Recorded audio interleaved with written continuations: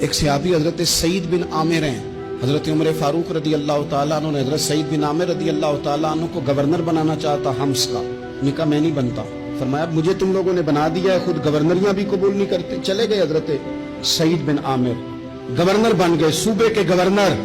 مال غنیمت میں سے کچھ زیادہ مال مدینہ شریف میں جمع ہوا تو حضرت عمر نے مختلف صوبوں سے غریبوں کی لسٹیں منگوائیں۔ حضرت سعید بن عامر کے صوبے کے کچھ خاص لوگوں کو آپ نے لکھا کہ تمہارے صوبے میں جو غریب ہیں ان کی لسٹیں بھیجو، تو جب لسٹ آئی تو اس میں پہلا نام حضرت سعید بن عامر کا بھی تھا۔ کہا ہمارے گورنر کے پاس پہننے کو کپڑا کوئی نہیں، کھانے کو روٹی کوئی نہیں۔ حضرت عمر بیٹھ کے رو پڑے اور میں تمہارا گورنر بھی مسکین ہے۔ اشرفیوں کی ایک تھیلی بھر کے حضرت عمر نے بھیجی۔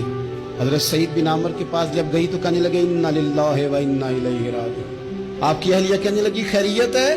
بدی مانس دیکھنا میرے پاس دنیا آ گئی ہے، میں نے تو جان چھڑائی تھی اس سے، میرے پیچھے بھاگتی ہے۔ حضرت سعید بن عامر نے سارا مال وہیں اللہ کے حضور خیرات کر دیا۔ حضرت عمر ایک دفعہ دورے پہ آئے ان کے صوبے میں تو سب لوگوں کو جامع مسجد میں بلایا، حضرت سعید بن عامر کو بھی بلایا۔ ابن الجوزی لکھتے ہیں کہ حضرت عمر نے فرمایا لوگوں تمہیں اپنے گورنر سے کوئی شکایت تو نہیں؟ تو لوگوں نے کہا 4 شکایتیں۔ ایک تو ہمارے گورنر صاحب جب شروع میں آئے تھے تو فجر کی نماز کے بعد ہی آ کے لوگوں کے بیچ بیٹھ جاتے، اب اشراق چاشت کے وقت آتے ہیں، سورج پورا طلوع ہو جاتا ہے تو حضرت سعید بن عامر رضی اللہ عنہ آتے ہیں۔ اور دوسری شکایت یہ ہے کہ صرف دن میں ملتے ہیں، رات کو ملتے ہی نہیں۔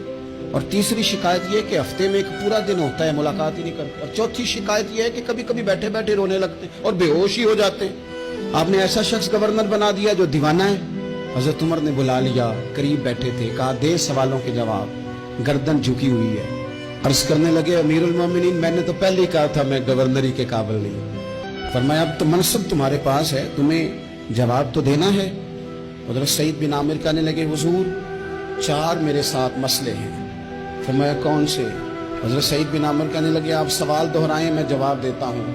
آپ نے فرمایا سعید لوگ کہتے ہیں پہلے تو سویرے آ جاتا تھا، اب تو اشراق چاشت کے وقت آتا ہے۔ گردن جھکائی، سناٹا چھا گیا محفل پہ۔ تھوڑی دیر کے بعد سار اٹھایا تو داڑھی پہ آنسو گر رہے تھے۔ فرمانے لگے حضور میرے گھر میں خادم کوئی نہیں، بیوی بیمار ہو گئی ہے، میں نہ سویرے اٹھتا ہوں، آٹا گوندتا ہوں، روٹیاں پکاتا ہوں، گھر میں جھاڑو دیتا ہوں، باہر آنے میں دیر ہو جاتی۔ پہلے جواب پر ہی لوگ رونے لگے، آنسو نکلنے لگے۔ حضرت عمر رضی اللہ تعالیٰ عنہ بھی روئے۔ پھر فرمایا کہ سعید تو دن کو ملتا ہے تو رات کو کیوں نہیں ملتا؟ اپنی داڑھی پکڑ لی، کہنے لگے عمر ساری سفید ہو گئی ہے، اب تو لگتا ہے پھل پک گیا ہے، پتہ نہیں وہ کب مجھے کہے گا واپس آ جا۔ میں نے نہ دن مخلوق کے لیے رکھا ہے، رات اپنے رب کے لیے رکھی ہوئی ہے، مجھے تکلیف نہ دی جائے۔ گورنر کی بات کر رہا ہوں۔ پھر کہا سعید یار ہفتے میں ایک دن ملتے کیوں نہیں؟ کہنے لگے عمر یہ میرے رب کے ساتھ پڑتا ہے، اسے نہ کھولا جائے۔ فرمایا نہیں آپ بتائیں۔ حضرت سعید بن عامر کہنے لگے غریب ہوں، ایک ہی جوڑا میرے پاس ہے، میں غریب ہوں۔